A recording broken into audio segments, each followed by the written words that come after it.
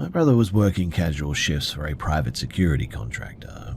They supplied overnight guards to locations that didn't warrant permanent staff.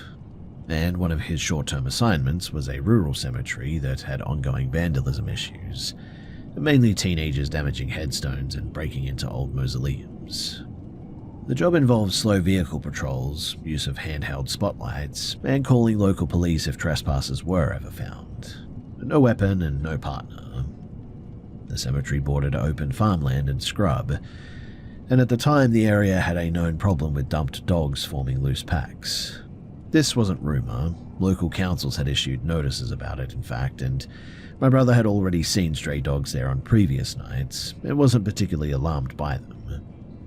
Now, on this night, shortly after midnight, he noticed a larger than usual group of dogs near the back section of the grounds. He estimated maybe 7 or 8 of them, and among them was a large Rottweiler-type dog, several mixed breeds with him, and one small white dog still wearing a faded harness. That detail stood out to him because it clearly had not been feral very long.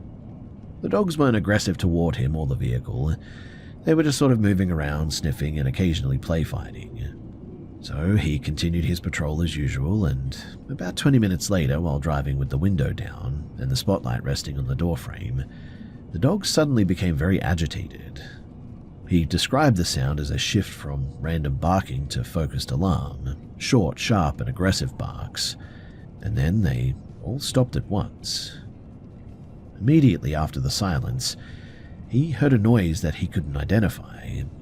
He struggled to describe it without referencing fiction, but said that it was a mix of strained human voice and an animal distress call, with a harsh, vibrating undertone.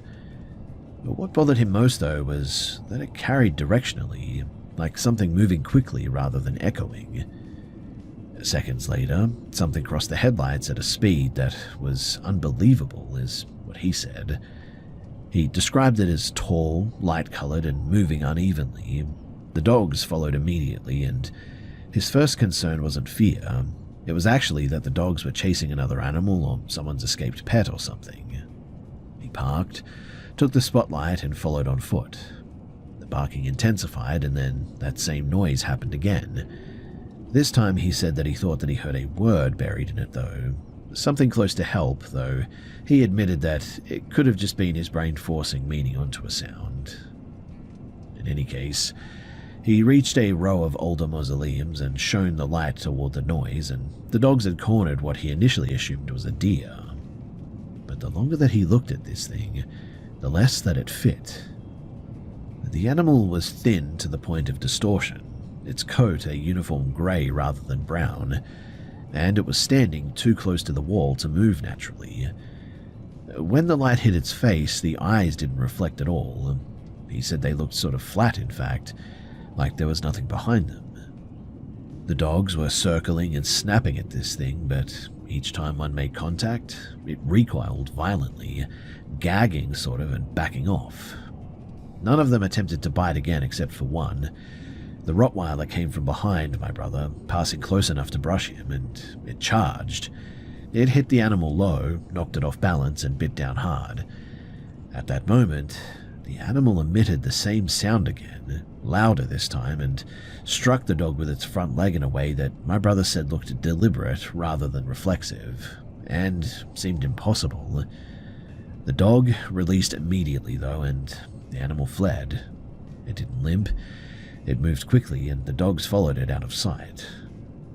My brother, completely spooked at this stage, returned to his car quickly and ended his shift shortly afterward.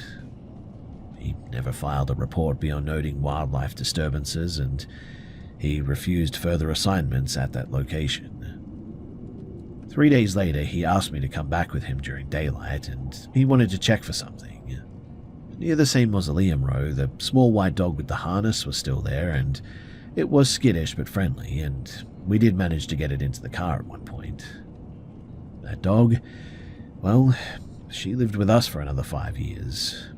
She never showed any aggression toward anything as well, but always panicked during storms and reacted badly to certain sounds at night.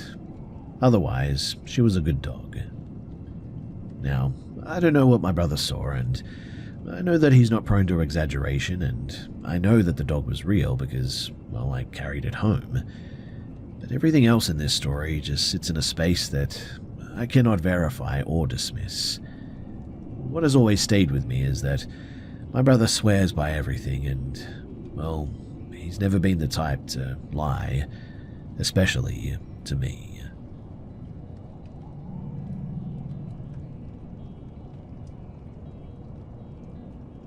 For some context, I help my mother a few evenings a week at a roadside service station that she owns. It's located on a secondary highway outside of a small agricultural town. There's nothing nearby except for some paddocks, a truck pull-off area, and a closed roadhouse a few hundred meters down the road. After dark, traffic stops off almost completely. So this happened in early of July of 2021. My mother messaged me that afternoon asking if I could cover the evening shift from roughly 5:30 until closing at 10:30. I agreed and arrived just before sunset, and she spent most of the night in the back office doing stock orders and paperwork or something, while I was handling the counter and restocking. Now, at around 7:45, while I was refilling the drinks fridge, the front door sensor chimed and I went to the counter and saw a man already standing near it. He appeared to be in his late 40s or maybe early 50s. His clothes didn't really match the weather, heavy boots and worn trousers, but a clean and thin jacket. His movements, though, were unsteady, not exaggerated and just sort of poorly controlled, as if his balance was delayed. When he spoke, it took a few seconds to understand what he wanted. His speech was slow and sort of fragmented, and his eyes were noticeably bloodshot.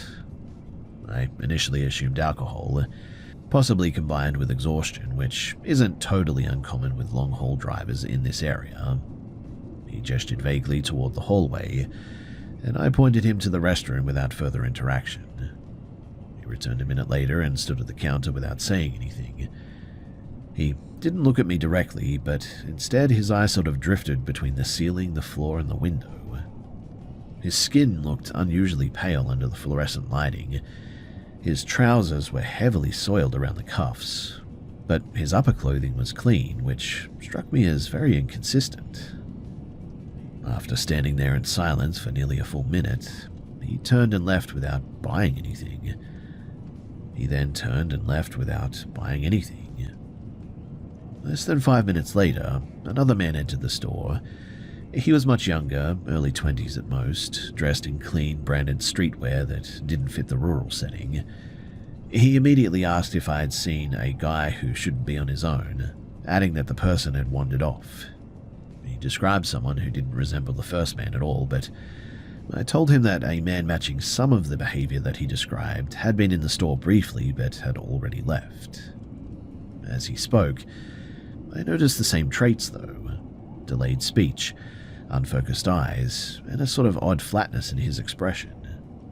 His pupils were constricted, and his face had the same sort of washed-out tone. What alarmed me most, though, was that he was barefoot. The car park outside was wet and near freezing, and he turned and left before I could say anything else, but I tried calling out to him, but he didn't respond or slow down. At that point, I told my mother what had just happened, and she told me to alert her immediately if either of them came back, and suggested that we keep the front door locked between customers for the remainder of the night. Thankfully, they didn't return. When we closed up just after 10:30 and walked to the car, I noticed a vehicle parked well away from the main forecourt lights. The younger man was sitting in the driver's seat. All 4 doors were open and the engine wasn't running. He was staring straight ahead, hands in his lap, completely still. My mother didn't see him, and I didn't point it out. I wasn't sure why, but at the time I told myself that there was nothing actionable to really report. No threats, no confrontations, no clear emergency. Well, the next morning I checked the local police notices, and there was an eerie report about a guy who had apparently broken into a house, held somebody hostage with a knife, and, well, had left before the police had got there, and now the police were asking for information from the public. I told the police about what I had seen that night, and to make a long story short, They actually caught this guy, and yes, he was the guy who had broken into this house and had apparently held some poor family up with a knife or something. His accomplice was the guy in the car, and, well, they had apparently made their way to us that night, and, well, the police got them in the end. I am grateful that nothing happened to us that night, but from what I heard from the police, the guy was high as a kite on something, and that he was completely unstable, and so yeah, that explains his behavior and also a lot of the conditions of that night.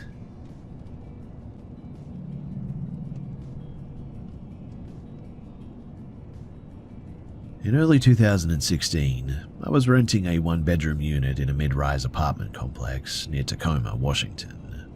The building dated back to the late 1970s and had been renovated multiple times. Nothing about it stood out too much. No reputation, no local stories, no obvious red flags. I was working irregular hours at the time and sleeping pretty poorly, which is relevant to the story. So one night, sometime after midnight, I woke up unable to move. I recognized it immediately as sleep paralysis. I'd experienced it twice before in my life, in fact. My breathing felt shallow and I couldn't speak. That part wasn't new. What changed, though, was the mental imagery. Instead of the usual sense of pressure or panic, I experienced a detached perspective, as if my awareness had shifted away from my physical position. I perceived myself lying on the bed from an elevated angle, not sharply defined, but more like an impression than a visual scene. In this state, there was a second presence. I didn't see a clear face, but I registered long hair and the sensation of my head being supported, like somebody was holding it steady. The dominant feeling wasn't fear, it was neutral, almost procedural-like an interaction that had rules that I didn't quite understand. There was no spoken dialogue, but I had a strong impression that I was being prompted to identify the person. Not threatened, but encouraged.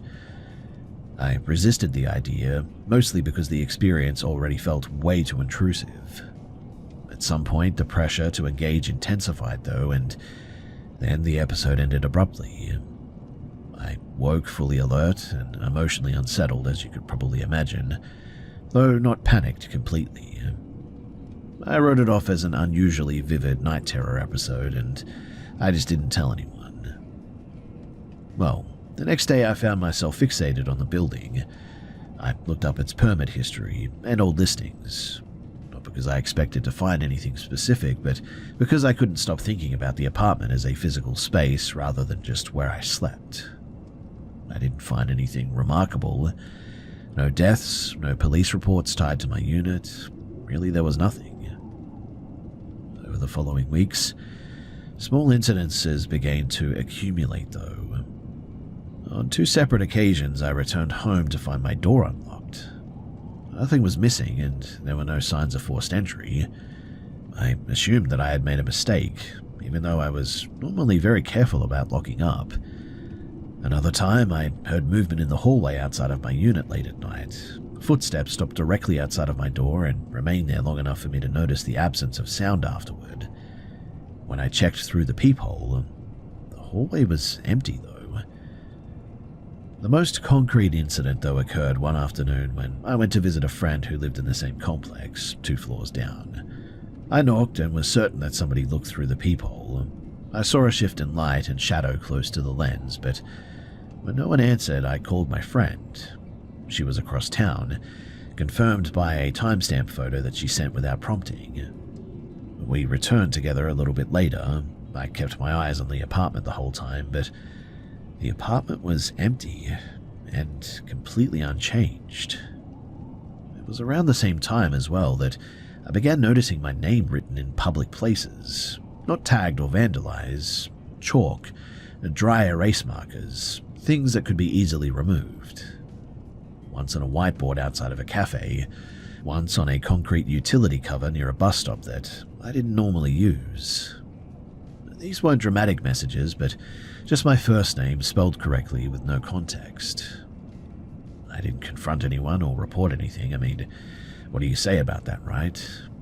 None of it rose to the level of suspicion or a crime or anything, but still, the cumulative effect changed how I behaved. I slept with the lights on. I avoided being alone in the apartment when I could.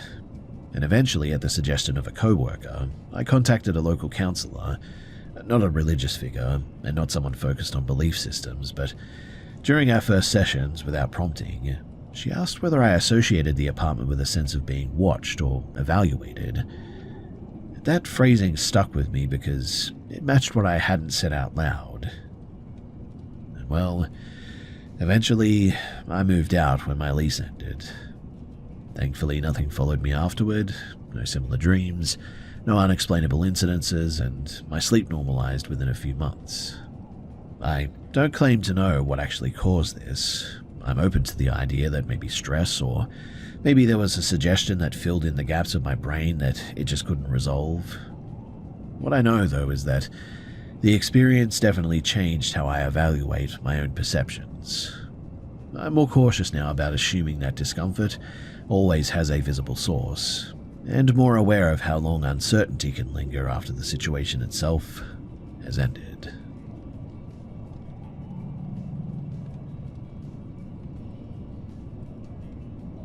A few years back, my family temporarily relocated to a newly completed residential block in the outskirts of Kuala Lumpur.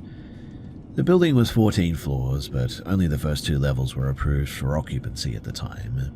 The remaining floors were structurally complete, but still undergoing interior work.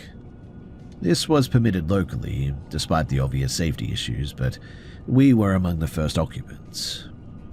The apartment was on the ground level, directly facing a busy service road. There was constant traffic noise, nearby shops, and construction activity during the day. Nothing about the environment suggested isolation or abandonment is what I'm getting at. And at night, exterior lighting from the street and the adjacent buildings remained on all night. At the time I was 17, my cousin who had moved in with us temporarily was 18, and we shared a bedroom. We were both pretty academically inclined, and generally pretty dismissive of superstition. Conversations between us tended to be pretty practical: school, current events, technical topics. That night was no different. This happened roughly 2 weeks after moving in. So we had stayed awake until early morning talking, and around 4 in the morning, we had stopped speaking, and I remember turning toward the wall and beginning to drift into sleep. I was not fully out yet, but I was abruptly shaken awake by my cousin. He didn't raise his voice, but his tone was strained, and he asked if I had seen that thing. When I asked him to clarify, he paused and then told me to forget about it. This was unusual behavior for him. He was certainly not prone to panic like that. He was looking toward the bedroom doorway, which opened into a short corridor leading to the living area. The corridor lights were off, and all the windows were covered with thick curtains, which we had installed ourselves due to construction dust and light pollution. But I followed his gaze, and what I observed, I will never forget. It was not a figure, but a concentrated source of light moving through the corridor. It was elongated and narrow, angled slightly downward, with a brighter center and uneven edges that appeared to shift as it moved. It was not steady like a flashlight beam. It didn't sweep or scan. It sort of moved laterally, as if passing through the space rather than being projected onto it. The light reflected off the painted walls and the tiled floor, which allowed me to track its movement, even when it was partially obscured by the doorframe. There was no visible source, no sound accompanied it. No shadows were cast that would suggest a person carrying something. I reacted immediately, though, and asked my cousin if that was what he had seen. He confirmed it without hesitation, and described it in the same terms that I would have used. Before either of us could speak further, though, it disappeared. But then, less than a minute later, it reappeared further down the corridor, closer to the living room. Its movement was faster this time as well. The intensity fluctuated slightly, as if passing behind obstacles that were not physically present. At that point, both of us yelled, not because of what it was, but because of just how little sense it made. We left the room and woke the adults. Lights were switched on throughout the apartment, and when they went to go and check, The corridor was now empty. There were no open doors, no windows uncovered, no active construction lights visible from our unit. The external road lighting was constant and diffused, and not directional like this. This was genuinely like some sort of a floating ball of light. Later explanations focused on reflection from construction equipment or passing vehicles. The problem with that explanation is structural. The corridor had no direct line of sight to the street. The curtains were double-layered and secured. The angles required for a reflected light source to move in that manner, at that speed, without interruption, just didn't align with the layout of the apartment. I remember trying to see this thing again, but no similar incident occurred again during our stay there. We lived there for several more months, construction continued, and nothing unusual followed.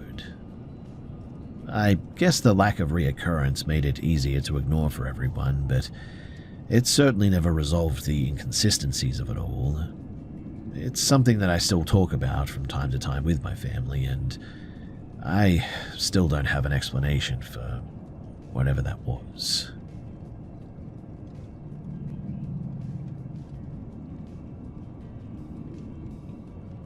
The building that this took place in was part of a post-war housing row with timber framing and shared structural elements between units.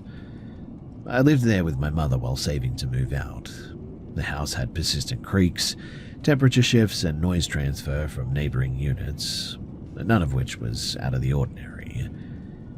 Now, on the first night there, shortly before 11 p.m., I was lying in bed scrolling on my phone when the mattress sort of jolted near the lower left corner. It felt like a blunt impact rather than vibration, and the bed frame didn't slide, neither did anything fall, but I don't own any pets, and I assumed that somebody downstairs had bumped a wall, or maybe that the building had shifted, so I didn't investigate any further. The following night at 10:40 p.m., the same movement occurred again though, but this time it happened 3 times within roughly 10 seconds. The timing caught my attention because it was nearly identical to the previous night, and the force was localized, as if pressure was being applied upward from below the mattress rather than the floor shifting beneath it. I got up immediately. My mother was upstairs in the bathroom with the shower running. Nobody else was in the house. No appliances were on that could cause vibration. There was also no noticeable traffic outside at that moment. As a child, I had experienced episodes of unexplainable bed movement in a different house, which had eventually been attributed, without any evidence mind you, to pipes and structural resonance. Remembering that, I tried to rationalize this as a similar mechanical issue. But still, I have to admit that the repetition, it bothered me. I went downstairs to get some water and try to calm myself down a little bit. While I was there, my mother finished showering and asked why I was pacing back and forth, and I explained what I felt. She suggested that we should check the other rooms to see if anything felt unusual, and this wasn't something that we normally did, and so it was a bit weird, I'll admit, but her bedroom felt immediately uncomfortable. Not in like an emotional sense, but like physically. The air felt stagnant and warmer than the rest of the house, despite identical heating.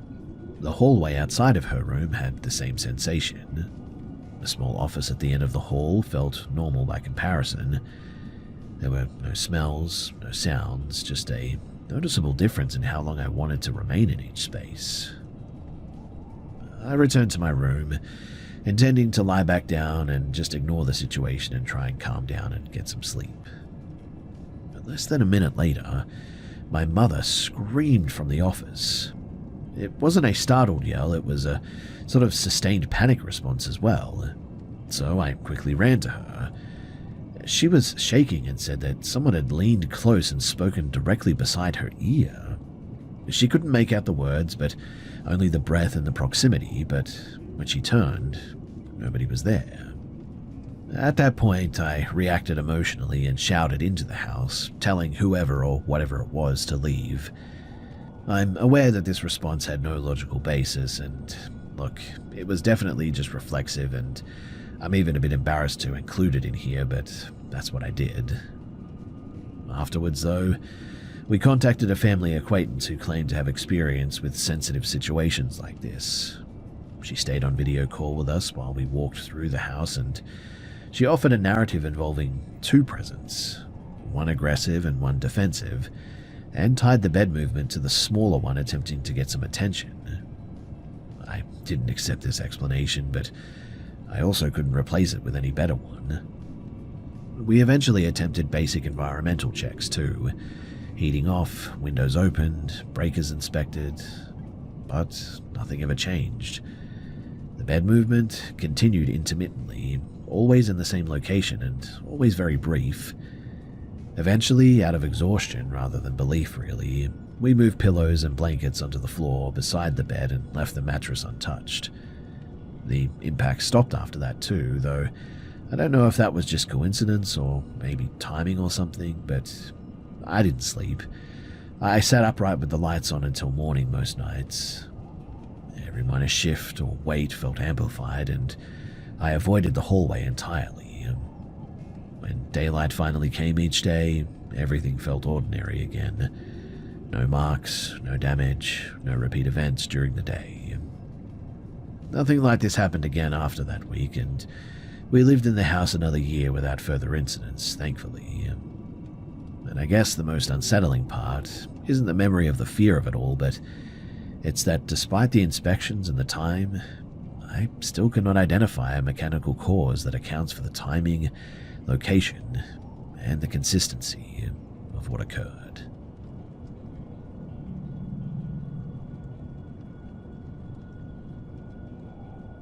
I haven't told this story to anyone outside of my family before, mostly because I still can't fully explain what happened. I'm 55 now as well, but this all started when I was a teenager in 1978. So I grew up in a small community on the northern edge of the New England Plateau in southern Vermont. The settlement was isolated with fewer than 300 people. Forests surrounded us on all sides, merging into public conservation land to the north and to the east.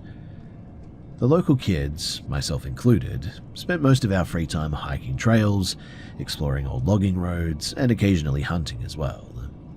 It was a landscape that, by the late 70s, had been mapped and logged, but still contained stretches that were untouched by modern activity. Now, at 13, I had a small motorbike which let me explore deeper into the woods than before.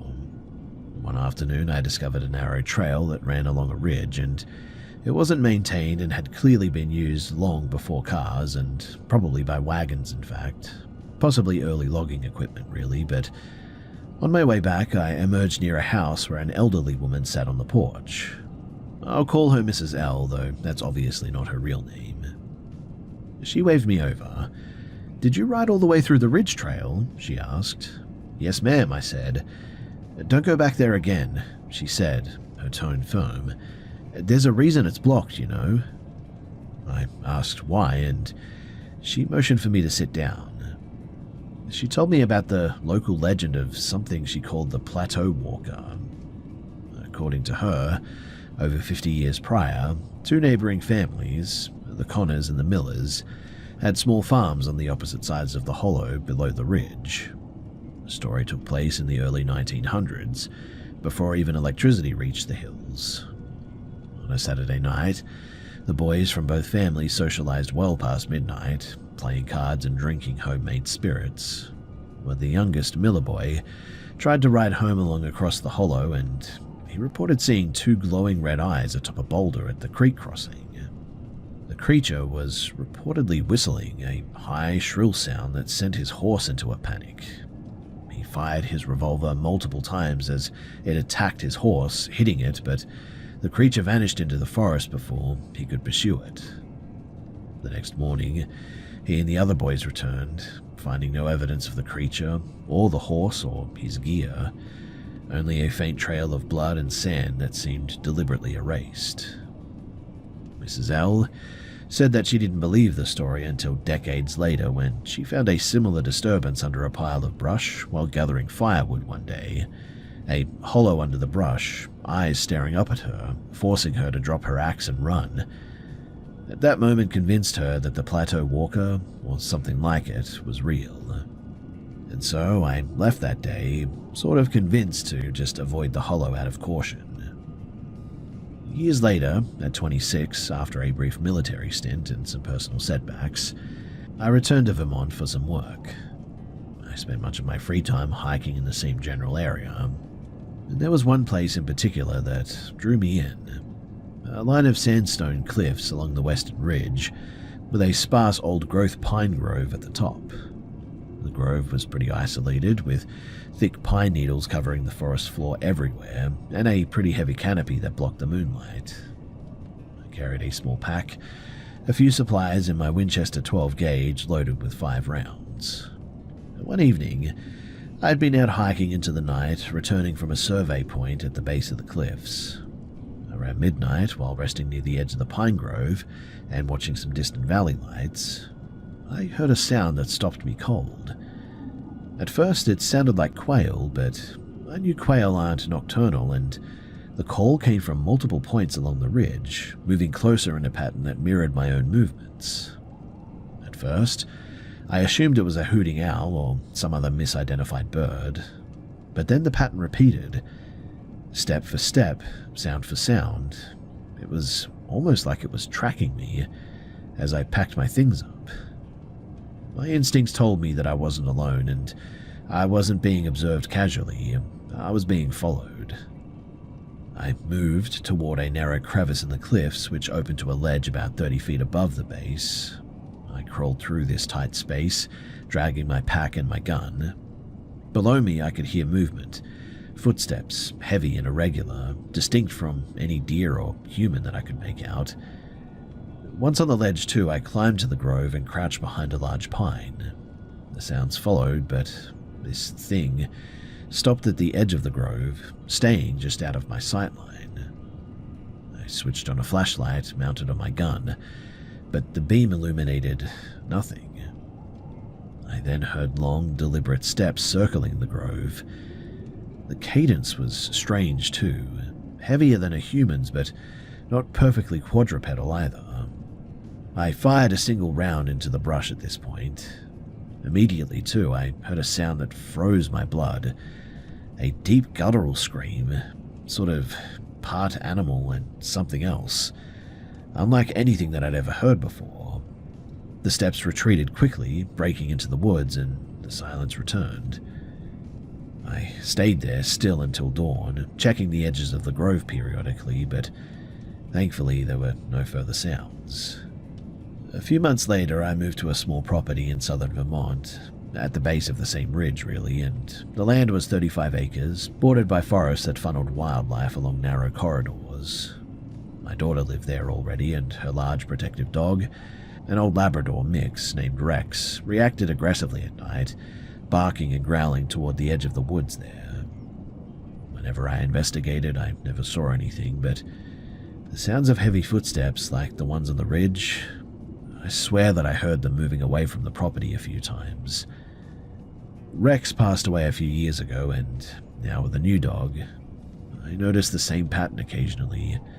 Alert, growling, barking at empty spaces outside, but no evidence of anything there, and no trace of anything or anyone having been there at all.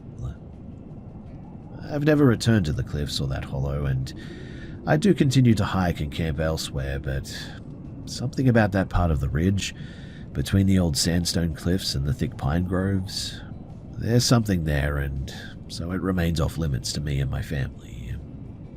Based on local reports and historical accounts, the thing that I encountered is pretty consistent with the description of a bipedal, large, foul-smelling creature that is apparently in the area, an animal that can mimic sounds and move pretty silently, and intimidate both humans and animals.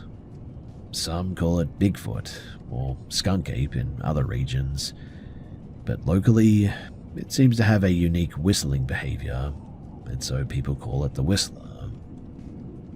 I've never seen it directly in daylight. I only know what I've heard and what I've felt, and what my dog reacted to, and what some other people have said. That's enough for me, though, to ensure that I won't be venturing into that grove ever again.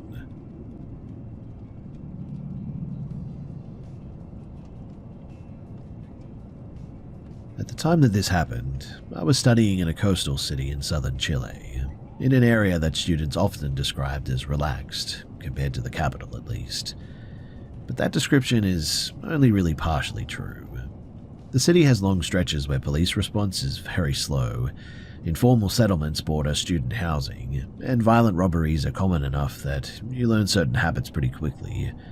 Don't linger, don't walk distracted, and don't assume that public places are safe just because the people use them. Despite knowing this though, a group of us made a poor decision one Friday evening. After some exams, 4 of us drove to a hill outside of the city limits that overlooked the river valley. It was a known lookout spot, and students went there to drink, smoke, and watch the sunset from time to time. There had been some incidences in the past there, assaults, thefts, but none of us had personally experienced anything serious, which tends to create a false sense of immunity, right? Well, we arrived just before dusk. There were no other vehicles parked nearby, which we took as a positive sign rather than a warning. The road was unpaved, and the area was surrounded by thick scrub and uneven terrain. We stayed inside the car, windows up, talking and passing some time. Nothing felt immediately wrong, and the light was fading slowly, and the city noise below was still pretty audible. Now, at some point, while turning to look out the passenger side window, I noticed movement that didn't match the wind. About 6 meters away, partially concealed by bushes and tall grass, were 4 adult men. They were crouched low, not sitting or standing. Their clothing was dirty and mismatched, and none of them appeared surprised to see us. What stood out most was their stillness. They were not whispering or shifting, they were watching. It took a second for my brain to process what I was seeing, but then the context clicked. Isolated location, no witnesses, fading light, blocked escape routes on foot. I didn't try to stick around to analyze the motives. Instead, I shouted to the driver that we needed to leave immediately. He reacted without hesitation and accelerated hard down the road. As we gained distance, I looked back through the rear window. 2 of the men had stepped out from the brush and onto the road. They didn't chase the car, they didn't wave or shout. They simply stood there facing us, watching us leave. And it was then that I noticed that one of them had a rifle and the other seemed to have a pistol. We drove straight back into the city, and we didn't stop until we were in a populated, well-lit area. No one really spoke much afterward, but the adrenaline wore off slowly, and it was replaced by a delayed fear, I guess. We all reached the same conclusion independently, that if we had exited that vehicle, even briefly, the situation, well, it would have escalated quickly. Whether the intent was robbery or something worse, that didn't matter.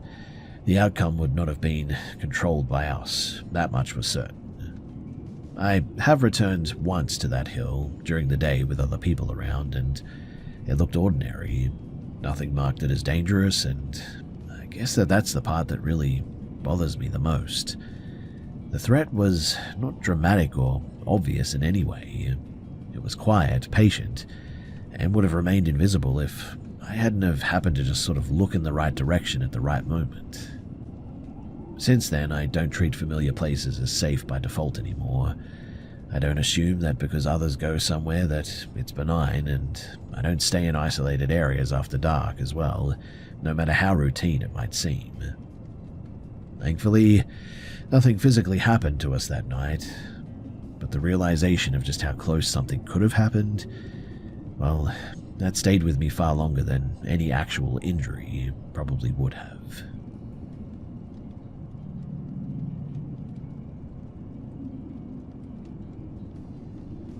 At the time that this happened, I was studying, but I wasn't living in student accommodation. My parents had arranged a small apartment in a mixed residential block, mostly older tenants, some short-term renters as well, but not much social interaction. It was quiet, which I actually appreciated. But in hindsight, that quiet mattered more than I understood then. The first encounter happened on a weekday afternoon while I was walking back from a discount grocery store near the main tram line. As I passed the entrance, I noticed a man standing off to the side, not waiting for transport or talking to anyone. He was tall, likely late 30s or early 40s, with close-cropped hair and heavy work boots that looked worn down unevenly. What caught my attention, though, wasn't so much his appearance as his focus. He watched me pass without looking away, as if he were assessing something rather than casually observing. I dismissed it, though. I mean, cities are full of people who stare. Over the next several weeks, I began seeing him repeatedly, though. Not every day, but often enough that it stopped feeling coincidental. He appeared outside of the same grocery store, sometimes leaning against the wall and sometimes standing near the bike racks. Later, I noticed him near a campus building that I regularly used, sitting on a low concrete barrier as students passed by. He never approached me, and he never spoke. He always just watched. I told myself that our schedules overlapped and that I was assigning meaning where there just wasn't any. But the situation, it changed the night that I noticed the boot prints. So it was just after 9:30 p.m. and I had gone downstairs to take out the rubbish. The hallway lighting on my floor was dim and motion activated. Near my apartment door as well, I saw several fresh scuff marks on the tile, muddy, irregular tread patterns consistent with heavy boots. They hadn't been there earlier that day. The building was old though, and sound carried easily, so I assumed that someone had been wandering the halls and tried not to dwell on it. Well, at around 2 in the morning, I woke abruptly. There was no noise that I could identify, no knocking and no voices, but I felt alert in a way that just didn't feel natural. I stayed in bed for several minutes before getting up and quietly walking to the door. I looked through the peephole and the man was sitting on the floor directly in front of my apartment, back against the opposite wall, legs bent, head tilted forward. At first, I genuinely thought that I was dreaming or just seeing things. Then he shifted his weight and straightened slightly. He hadn't been sleeping. I stepped back instinctively but didn't return to bed. I stayed frozen, just listening. After a short pause, he stood up and seemed to position himself squarely in front of the door. There was no hesitation about it. He placed his hand on the handle and pressed it down once, then again with more force. When it didn't open, I think that he may have leaned forward and pressed the side of his head against the door, as if listening for movement. At least that's what it sounded like. I didn't make a sound though. I was standing less than a meter away. He then knocked once, quietly and deliberately. It wasn't a mistake or an accident. He then spoke under his breath, and I couldn't make out the words, but it wasn't a greeting. He rang the doorbell once, and again after a pause. Finally, he stepped back and looked directly at the peephole. He smiled briefly without an expression, as if acknowledging confirmation of something. Then he turned and walked down the corridor towards the stairwell. I listened until I was sure that he had left the floor. As you can probably imagine, too, I didn't sleep for the rest of that night. In the morning, I checked the hallway. There were fresh boot marks directly in front of my door, overlapping the older ones. Later that week, I altered my routine completely. Different grocery store, different tram stops, different hours, everything that I could think of. And I never did see him again. Not on campus, not near the apartment. In fact, nowhere. I did report the incident to the building manager, who reviewed the camera footage from the ground floor, but nothing that was found was identifiable, really. I and they didn't contact the police at the time because, well, there was no forced entry, no direct threat, and nothing concrete enough to act on. Just really weird behavior. I also moved out 3 months later, and what still unsettles me is not that he tried the door, but that he just knew where I lived. He didn't wander the building. Instead, he went directly to my apartment and just waited. That implies planning and not impulse. And whatever he intended to do was interrupted not by resistance, but I think by uncertainty. And that is the part that I find the hardest to forget.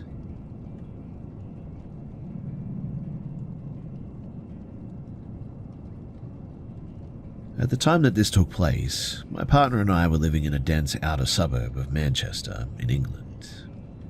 We rented the lower unit of a converted townhouse that had been split vertically rather than by floor. Both units shared the same narrow front path, which ran from a street-level gate up to two separate entrances. Our door was the second one, partially sort of recessed, and there was no exterior lighting along that path. At night, the only illumination came from nearby streetlights, which really didn't reach the gate. We returned home just after midnight, though, following a live show in the city centre. We were tired, slightly distracted, and decided to order some food through a delivery app instead of cooking. The account was in my name, which clearly identified me as a female. I didn't think about that detail at the time, but the order took way longer than we expected. And after roughly 40 minutes, the courier sent a message through the app apologizing for delays due to traffic or something. I responded briefly and didn't think too much of it. But a second message came about 10 minutes later confirming that the drop-off would be contactless and placed at the door. While waiting, we had the front window open slightly for some ventilation. That window faced directly into the walkway, positioned just to the side of the neighbor's door. From inside, you could hear the gate clearly when it opened or closed, and I heard the gate open once and then close. A few seconds later, it opened again and closed a second time. Shortly after that, the courier sent a final message confirming delivery and wishing us a good night. My partner stood up to retrieve the food, and as he approached the door, our dog reacted in a way that I hadn't seen before. She didn't bark immediately, and she froze, then growled low and continuous, refusing to move away from the window. That alone was enough to put me on edge, but when my partner opened the door, he noticed the food bag was not near the threshold. It had been placed several steps down the path, close to a hedge that ran along the side of the property. Retrieving it would require fully stepping outside and turning away from the door. As he moved toward the bag, he heard movement in the hedge. A man stood up from a crouched position less than 3 meters away. He had been positioned low and partially concealed by the shrubbery, but there was no phone in his hands and no attempt to explain himself. When my partner raised his voice and asked what he was doing, the man turned and just ran back down the path, through the gate and out of sight.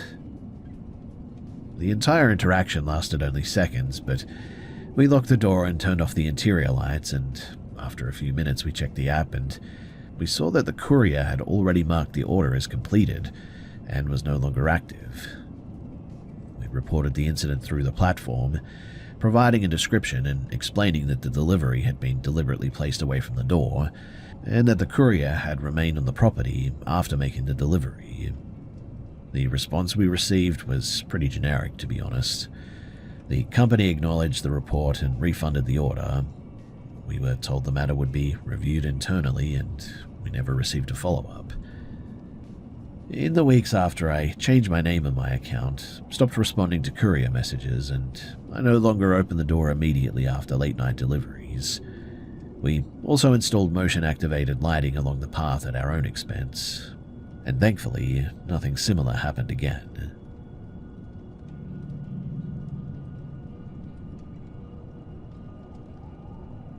I'm writing this as an adult looking back at something that didn't register as dangerous at the time, but clearly was. So, we had this sort of rotating pool growing up of casual relief teachers, so seeing unfamiliar staff wasn't unusual. One week, a substitute was assigned to cover our mathematics class for several days. He introduced himself, made a few jokes, and came across as sort of relaxed in a way that seemed intentional.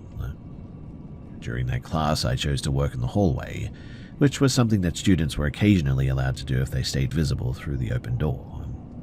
About 5 minutes later, the substitute stepped out and sat on the floor beside me. There was no academic reason for it.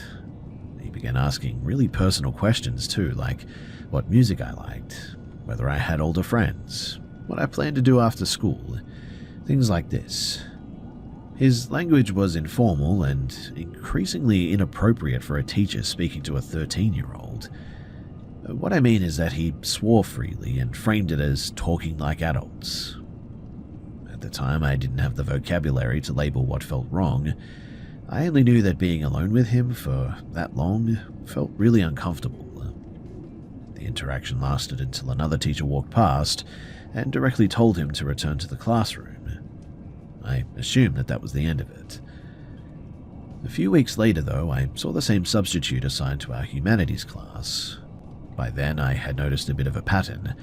Whenever he passed the students in the hallway, especially girls, he made physical contact that was completely unnecessary. A hand on the shoulder, a tap on the back, prolonged eye contact followed by a wink. It was subtle enough that any single instance could be dismissed, but collectively, it was odd. Several girls in my class, independently, decided to relocate to the library to work together. The substitute checked in periodically, and each time he found a reason to stand close, comment on appearances, or touch shoulders under the pretense of guidance. None of this happened in front of male students, mind you.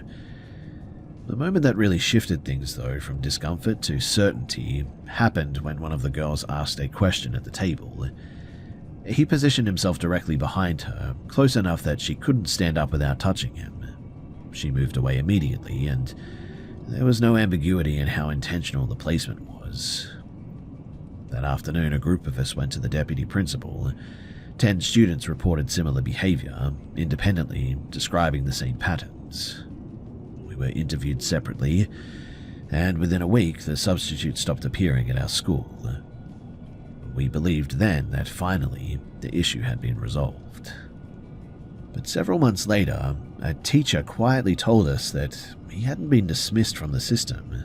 Instead, that he was reassigned to substitute work at a nearby primary school, working with significantly younger children. And apparently, he had done some inappropriate things that had apparently landed him in some pretty serious trouble.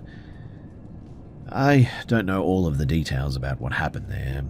To be quite honest, I don't really want to know, but the behavior was known, it was documented, and yet the solution wasn't removal, it was relocation. That's never really sat with me well. At the time, we thought that speaking up was enough, but years later, it's clear that it just wasn't.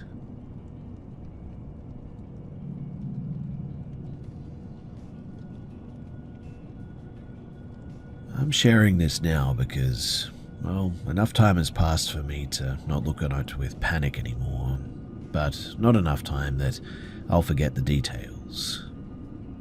Now, to be clear, at the time I didn't think of this as stalking. I only understood that something about the pattern was wrong. This happened during the 2021 to 2022 school year, when I was about 15, attending a secondary school in a mid-sized city. I relied on public transport daily. My schedule was consistent: an early bus to a transfer point, then a short metro ride to school, and I was usually at the stop by about 7:10. After a few weeks of the term, I began noticing the same older student on the morning bus. He appeared to be around 17 or 18, I would say. His clothing was pretty unremarkable but repetitive. A baseball cap pulled low, scarf or gaiter covering part of his face regardless of the weather. I noticed him only because he looked directly at me when he boarded, then avoided eye contact afterward. At first, I assumed familiarity explained it. Public transport creates repeated exposure, after all, and so I didn't really think too much more of it. What changed, though, was the timing. So I normally took a 7:15 bus, but that got me to school early, and in November, I switched to a 7:35 bus so that I wouldn't be waiting outside before classes. And within days, the same boy began appearing on the later bus instead. Not occasionally, but consistently. When I changed my afternoon route home due to a shortened school day, he appeared on that route as well, but only on the specific day that my schedule changed. This didn't happen daily, it happened selectively. On the mornings he appeared, his behavior was consistent. He boarded, looked at me briefly, sat several rows away, and never moved. He didn't speak to anyone. He didn't use his phone except briefly, as if sending a single message. on days when my schedule differed, he didn't appear at all. There were some additional inconsistencies too that made the situation harder to rationalize. He approached the bus stop from different directions each time, sometimes from streets that did not logically connect to known residential areas even. On afternoons, he exited the bus at the same stop as me, and then he would walk away in varying directions, including routes that led away from schools, shops, or even housing. Once I noticed him board the same bus that I was on, but from a stop at least 4 stops earlier than usual. Another time, he exited a convenience store exactly as I passed it, though I had arrived earlier than normal that day. What made this worse as well is that during this period, I also noticed repeated profile views on my social media from an anonymous account with no photo, minimal activity, and a small overlap of mutual followers from local schools. I couldn't connect it definitively to him, but the timing matched the weeks that I was seeing him most frequently. But then, as winter ended and temperatures rose, the sightings just suddenly stopped. The boy disappeared completely. No gradual reduction, just gone. At the start of the next academic year, I did see him one final time. It was the first morning of classes. He arrived at the bus stop wearing the same cap, but without the face covering. He paused, scanned the group of students, including me, then turned around and walked away from the stop without boarding. He didn't look back. That's when I noticed something for the first time. He was not 17 or 18. This guy at least must have been in his mid-20s. I never did see him again after that, and while nothing overt actually happened, like there was no confrontation, no messages, and no threat, the consistency with which his presence aligned with my own schedule and vanished when it changed left little room for coincidence. He was following me, of that I'm sure. He was stalking me online, that much was clear. And I was clearly a school kid, and he was a man. What makes this even more frightening in hindsight is not what actually occurred at school, but what I heard around the area at the time. Apparently, some young girls had been stalked in similar situations, and had been tried to be pulled into a car by some men who apparently the cops had never caught.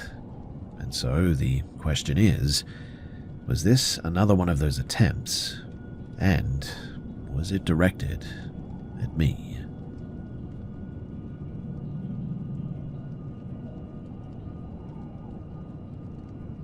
So this happened before my siblings and I were even born. My parents were staying at my father's childhood home in a rural part of Western Ireland. The house was old, detached, and poorly insulated, with uneven floors and narrow bedrooms. At the time, several relatives were staying there because a longtime family acquaintance had recently died, and people were coming and going over the course of a few days. Now, my mother has a long history of severe migraines. They often come with nausea, light sensitivity, and disrupted sleep.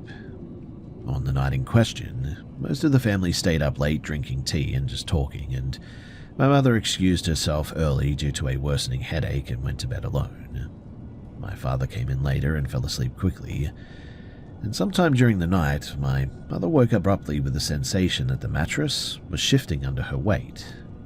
She described it as pressure along the edge of the bed, enough that she felt herself sliding toward the floor. This startled her awake fully, and she assumed my father had sat down too hard or shifted suddenly. When she opened her eyes, though, she saw a man standing between the bed and the wall, facing my father. According to her, he was tall, broad-shouldered, and dressed in heavy outdoor clothing, like someone who had come in from the cold. A dark coat, thick trousers. She didn't recognize him, though. What struck her most was not his appearance, though, but his behavior. He was making deliberate arm movements toward my father, as if signaling or trying to get his attention, but my father obviously remained asleep. Still groggy and in pain, my mother tried to speak but couldn't form words immediately. She reached out to shake my father awake, and when she turned her head back toward the space beside the bed, man was gone. Now, there was no sound of a door opening or closing, no footsteps, and nothing else in the room appeared disturbed. She stayed awake there until morning. The following day, she told my father what had happened, and he dismissed it gently, suggesting that it was a vivid dream caused by pain, unfamiliar surroundings perhaps, and maybe some exhaustion. My mother accepted this explanation at the time publicly, but certainly remained unsettled. Later that afternoon, she spoke privately with my father's sister, who she trusted and who knew the household well. She described the man in detail, including his height, build, and clothing. According to my mother, my aunt stopped her mid-sentence, left the room, and returned with an old photograph. The man in the photo closely matched what my mother had described. My aunt explained that the photograph was of the family acquaintance who had died earlier that week, apparently. The clothing in the photo matched what he had worn in the winter, and my mother had never met him in person and had only heard his name in passing. There was no discussion after that. The photo was put away and no one suggested anything paranormal. The explanation offered was stress, suggestion, and the mind filling gaps during partial wakefulness. And my mother didn't argue. They left the house shortly after that, and to this day, my mother swears that she saw what she saw. She also says that she hasn't had an experience like it since then, and it's the one time that she says that she thinks that she's seen something paranormal.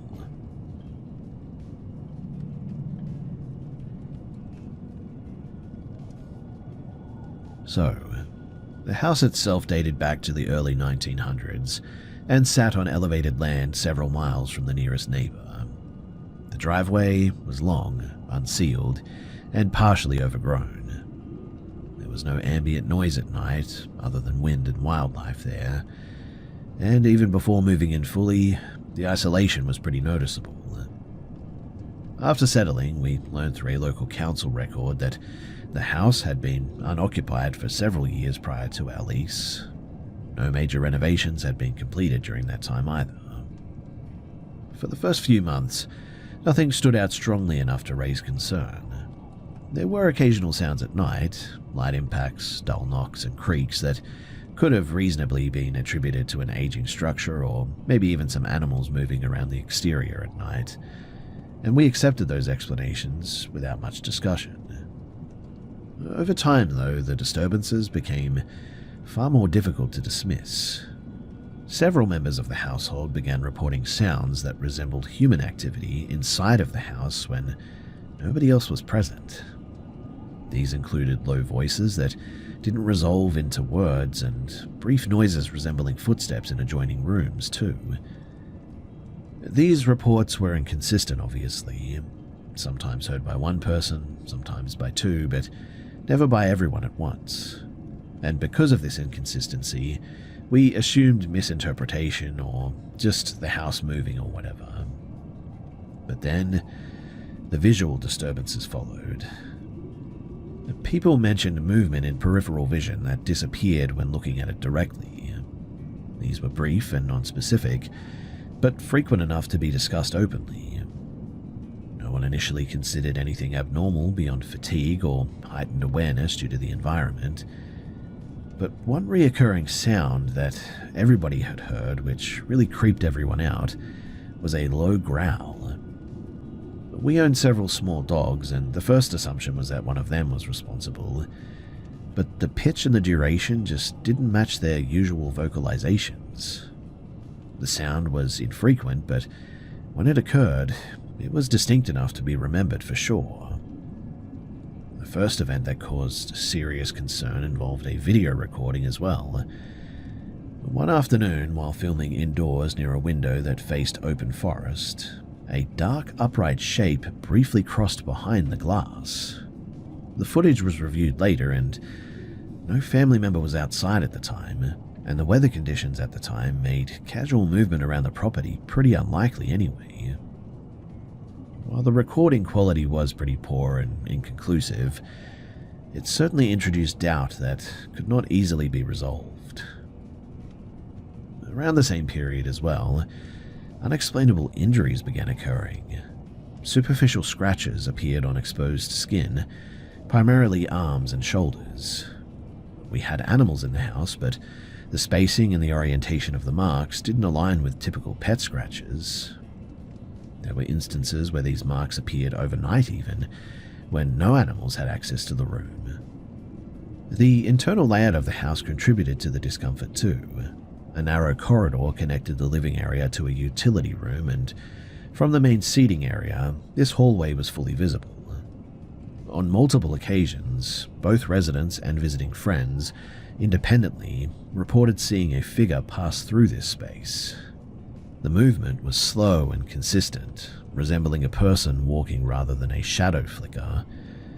One visitor, who was openly dismissive of paranormal explanations, experienced this firsthand and later refused to stay overnight again. My bedroom was located in a sort of converted area beneath the main structure. It was accessible only from the outside and separated from the rest of the house by at least several meters. At night, too, I frequently heard sounds directly overhead, and none of it corresponded to foot traffic above. There were also faint tapping sounds in the walls and intermittent noises that resembled whispering even. I personally correlated these with plumbing or temperature changes at the time, but I never could find a consistent cause. Near this lower section as well was a maintenance access area housing water equipment. When preparing to remove some things from that place, we inspected the space and we discovered some markings on the concrete floor, along with remnants of wax and soot. The materials appeared old and unused for a long time, and none of the household members were aware of that stuff there prior to that inspection. The land itself also raised some concerns as well.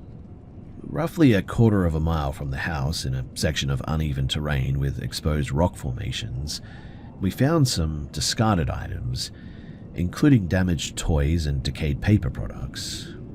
The condition suggested that they had been there for many years, and after consulting with a family member, authorities were notified as a bit of a precaution. No follow-up information was ever provided to me, but that always sat weirdly with me. But the most troubling changes of all were behavioral.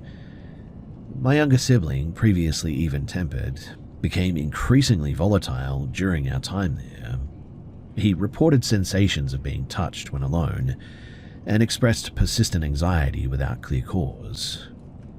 These issues lessened after we moved, but some residual effects remained for sure. During our time there as well, we also experienced a really unusually high number of pet deaths.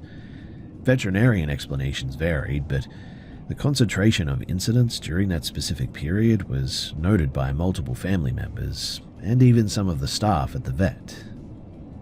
We eventually relocated to a newly constructed home in a suburban area, and since then, there have been no comparable incidents. No unexplainable sounds, no visual disturbances, no behavioral changes, and no abnormal loss of animals. I don't claim that what occurred was paranormal. I mean, many of the events could be explained away. However, the consistency of certain experiences across different people, including some skeptics, always prevents me from a complete dismissal. And on top of that, my younger sibling swears that things were going on there that cannot be explained. What remains, I guess, is a really unsettling experience and something that, well, we still talk about from time to time and obviously has impacted all of us.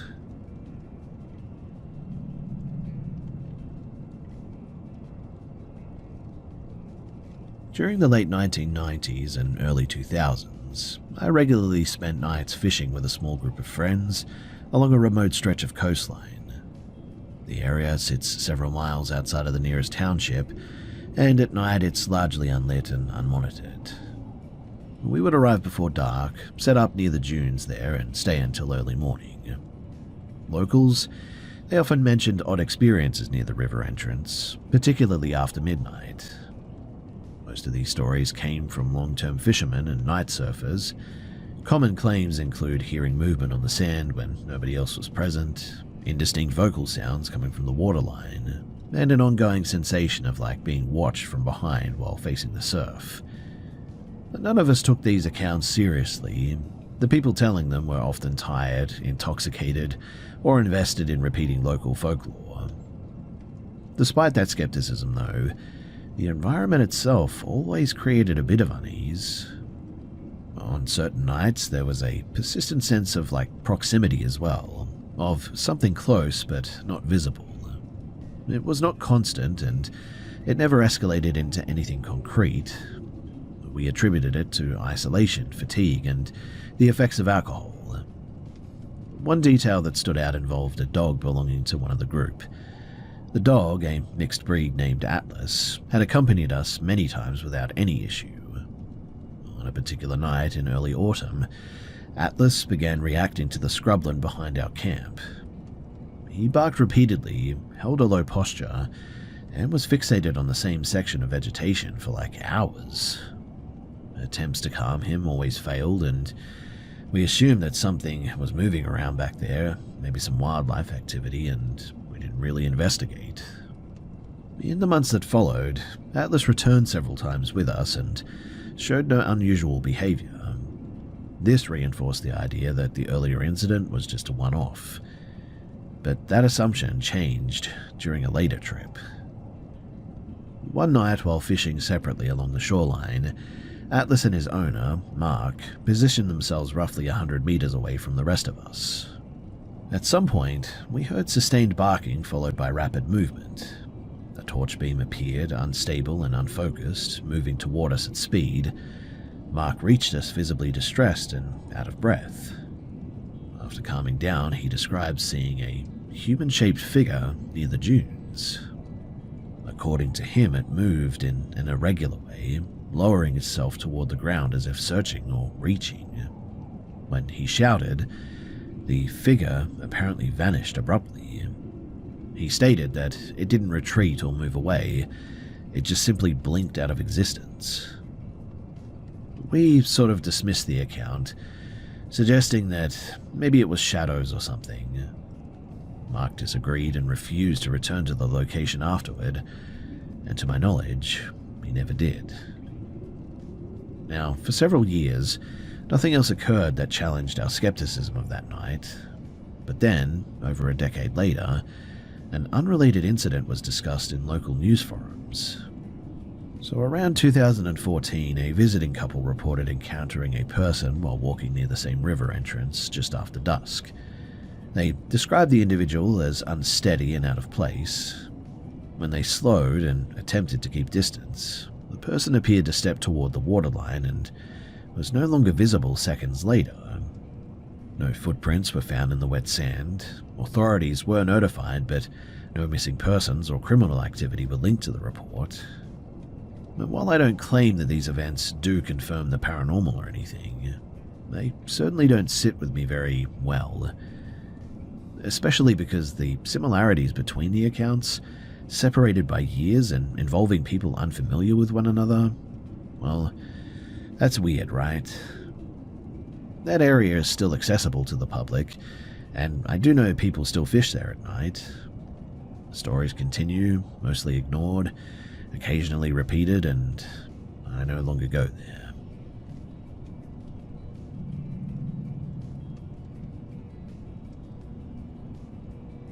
I have gone back and forth for years about whether to share this story, mostly because, well, nothing about the experience fits neatly into a single explanation. What follows happened during a short stay in a renovated hotel complex in downtown Chicago, a property that had changed names and owners multiple times over the decades. So my partner and I checked in during the first week of October 2021 and stayed for 6 nights. We were assigned a corner suite on an upper floor. The room had an open-plan layout with a freestanding bathtub positioned a few feet from the bed, partially separated by a glass divider, and there were no mirrors directly facing the tub, but the fixtures were highly polished and reflective. And one afternoon, my partner left the hotel to meet a colleague, leaving me alone in the room. I decided to take a bath, and the bathroom lights were fully on. It was still daylight outside, but at the base of the tub was a stainless steel drain cap, slightly convex and reflective enough to distort, but still show shapes in contrast. Now, as the bathwater drained, I leaned forward to press the stopper, and while looking down, I noticed movement in the reflection. At first, I assumed it was my own shoulder or hair shifting, but then I realized that the reflected shape, it didn't match my movement. Behind my reflected outline, there was a darker form. It was not sharply defined and did not resemble a face or clothing or anything. It appeared as a vertical mass positioned close behind me, offset slightly to my left. The size suggested something human in scale, but the proportions were unclear. I remained still and focused on the reflection for at least several seconds, trying hard to identify the source. But the lighting, it didn't change. The shadow did not move independently, but also didn't align with anything in the room. I turned my head quickly and looked directly behind me, but there was nothing there. No doorway, no furniture, no corner that could have produced a shadow in that location. The wall behind the tub was flat and evenly lit. But when I looked back down, the shape was still present. I attempted to identify alternative explanations. A nearby chair and a shopping bag were positioned sort of several feet away and too low to be reflected at that angle.